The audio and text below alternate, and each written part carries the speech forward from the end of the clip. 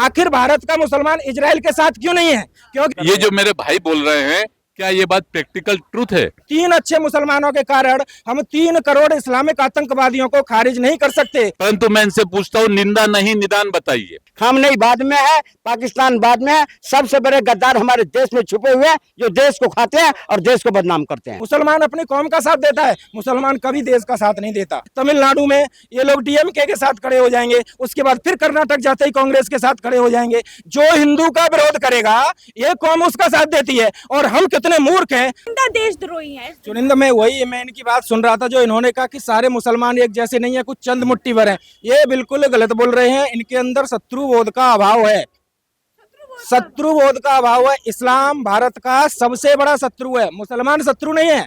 इस्लाम भारत का सबसे बड़ा शत्रु है। भारत की सबसे बड़ी समस्या ये रही है आजादी से पहले, जब भारत में मुगल आया, आजादी के बाद, कि हर मुसलमान आतंकवादी नहीं होता, कुछ चुनिंदा होते हैं। और इसके नाम पर अगर इन्हें पूछा जाए कि कितने मुसलमान अच्छे हैं, ये गिन के 3 मुसलमानों के नाम लेंगे। अब्दुल कलाम अच्छे हैं, अब्दुल हमीद अच्छे हैं, मेजर उस्मान अच्छे हैं। इसके अलावा इनके पास पूछो कि 10 अच्छे मुसलमानों के नाम बताओ, इनको 10 अच्छे मुसलमानों के नाम नहीं पता होगा किसी को भी।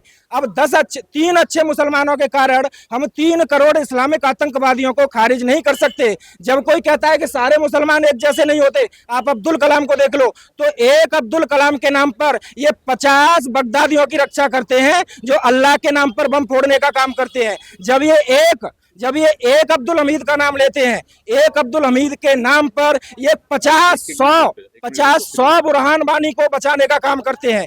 ये यहाँ पर अभी इन्होंने एक बात और कही थी कि कौम के साथ मत जोड़िए, कुछ चुनिंदा लोगों के साथ जोड़िए। ये विशुद्ध कौम का मामला है। अगर भारत का मुसलमान ईरान के समर्थन में अपना कुर्ता और बुर्का फाड़ करके चिल्ला रहा है तो ये कौम का मामला है। आखिर भारत का मुसलमान इजराइल के साथ क्यों नहीं है? क्योंकि इजराइल यहूदी देश है, ईरान कौमी इनकी कौम से मिलता है, ईरान इस्लामिक देश है, ये इसलिए ईरान के साथ खड़े हैं।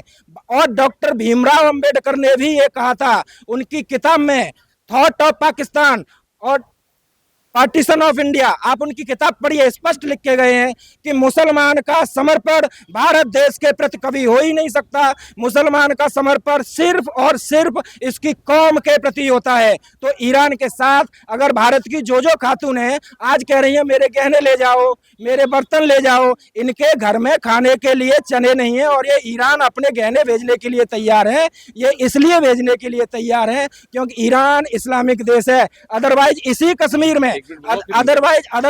कश्मीर में भारत के फौजी इन्हीं मुसलमानों की रक्षा करते हुए, वहां पर कश्मीर में जो फौजी मर रहा है किस हिंदू की रक्षा कर रहा है?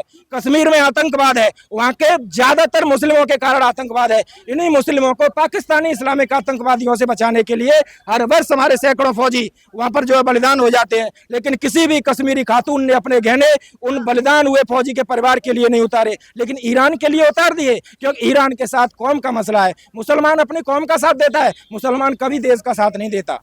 केवल विचारों में असमानता है। मैं भाई से ये कहना चाहता हूँ, जो बात बोली है हर हिंदू के दिल में, हर हिंदू यही चाहता है। परंतु मैं इनसे पूछता हूँ, निंदा नहीं निदान बताइए। मैं आपसे कह रहा हूँ कि आप निदान बताइए, क्या निदान है? आज 1 करोड़ 40 लाख की जनता में आप क्या निदान करेंगे? ये तो मैं निदान बता रहा हूँ, निदान है मेरे पास। निदान यही है कि शत्रुबोध का अभाव। जब तक आप 10 आतंकवादी मुसलमान खड़े हैं, उनके बीच में 2 अच्छे मुसलमान खड़े हैं, जब तक आप उन 2 अच्छे मुसलमानों के कंधे पर, अरे ये तो हमारे भाई है, ये तो हमारे कितने अच्छे हैं, जब तक आप उन आतंकवादियों के बीच में से अच्छे लोगों को खोजना जिस दिन बंद कर दोगे, निदान आपका दिमाग, आपकी सोच अपने आप दे देगी। आपको शत्रुबोध पहचानना होगा। हमारे अंदर जो ये बात आती है ना कि सर्वे भवन्तु सुखिनः, सर्वे भवन्तु सुखिनः किसके लिए? जो हमारा है, शत्रु के लिए नहीं। शत्रु के साथ शत्रुता का व्यवहार करना पड़ता है। अगर आप शत्रु पर प्रहार नहीं करोगे, शत्रु आपके ऊपर प्रहार करके आपका खात्मा कर देगा। अटक से कटक तक भगवा झंडा लहराता था, हमारा इतना बड़ा भारतवर्ष था, हमें एक चूरन चटा दिया गया कि यूनान, मिस्र, रोमा सब मिट गए, जहां से कुछ बात खास है कि हस्ती मिटती नहीं हमारी। विशुद्ध मूर्ख बनाने वाली बात है, हमारी हस्ती मिट रही है। हमारी हस्ती लगातार मिट रही है। अटक से कटक तक भगवा लहराता था, आज वो कहाँ है? 1947 से पहले तक लाहौर में भगवा झंडा लहराता था, आज वहां पर अगर कोई भगवे का जिक्र कर दे तो उसका गला काट दिया जाता है। 1947 तक ढाकेश्वरी माता का मंदिर हमारी 51 शक्तिपीठों में से एक है, आज वहाँ इस्लामिक राज चलता है। हस्ती हमारी मिट रही है और वो इसीलिए मिट रही है क्योंकि हम इन इंसानियत की हत्यारी कौम के अंदर भाईचारा खोजने का काम कर रहे ये हैं। जो मेरे भाई बोल रहे हैं, क्या ये बात प्रैक्टिकल ट्रूथ है? जहां चुनाव की राजनीति चलती हो, जहां चुनाव के लिए जो है क्या नहीं हो जाता है। क्या आप एक बात बताइए कि मात्र -3 नंबर लाने वाला बंदा डॉक्टर बन रहा है और 97 नंबर लाने वाला रोड पे चल रहा है, उस जगह क्या ऐसी बातें सच है? ये बात बिल्कुल सही है, परंतु ये प्रैक्टिकल धरातल पे नहीं है। ये इनके लिए तो इनके हिसाब से प्रैक्टिकल सही नहीं इनकी है। बात का भी जवाब है, इनकी बात का, इसी बात का मैं फिर से जवाब दे रहा हूँ।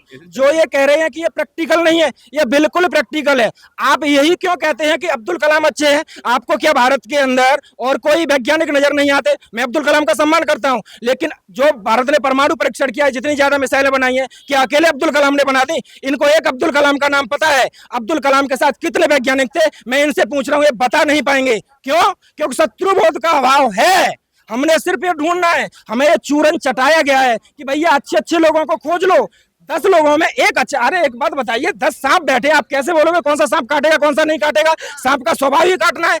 जंगल में शेर खड़ा हुआ है, 10 शेर खड़े हैं, मैं एक शेर के पास बैठ जाऊं कि ये 9 तो काट लेंगे, वो नहीं काटेगा, कैसे पहचान करोगे? और शेर तो मैंने तुलना कर दी, शेर नहीं है, ये कौम भेड़िया है, आसुरी प्रवृत्ति की कौम है, आसुरी प्रवृत्ति की कौम है। जो ये कह रहे हैं कि ये प्रैक्टिकल नहीं है, मैं ये कह रहा हूं कि आपकी बात सच है, चूंकि भारत में डेमोक्रेसी है, लेकिन इस डेमोक्रेसी के बीच में आपके अंदर भाईचारे का ये भूत क्यों चढ़ा हुआ है कि अगर आपको अच्छाई खोजनी है तो मुसलमानों के अंदर ही क्यों खोजनी है? सैकड़ों हिंदू अच्छा काम कर रहे हैं, उनके अंदर खोजिए ना, उनको उनके हाल पे छोड़ दीजिए। जब निदान की बात आएगी तब निदान कर लेंगे। और निदान की बात 2002 में आई थी, निदान किया था। निदान की बात 2013 में मुजफ्फरनगर में आई थी, निदान किया था। जब जब निदान की बात आई है, निदान खोजा है। रही बात डेमोक्रेसी की, तो जब वो एक मुश्त होके कि सिर्फ एक पर्टिकुलर पार्टी को इसलिए हराना है क्योंकि कश्मीर को भारत में मिलाने की बात करती है, जो पाकिस्तान ने कब्जाया हुआ है, जो श्री राम मंदिर की बात करती है, ये उत्तर प्रदेश में तो अखिलेश यादव के साथ खड़े हो जाएंगे, बिहार में लालू यादव के साथ खड़े हो जाएंगे, दिल्ली में अरविंद केजरीवाल के साथ खड़े हो जाएंगे, हरियाणा में कांग्रेस पार्टी के साथ खड़े हो जाएंगे, तमिलनाडु में ये लोग डीएमके के साथ खड़े हो जाएंगे, उसके बाद फिर कर्नाटक जाते ही कांग्रेस के साथ खड़े हो जाएंगे। जो हिंदू का विरोध करेगा ये कौम उसका साथ देती है। और हम कितने मूर्ख हैं, प्रचंड मूर्ख।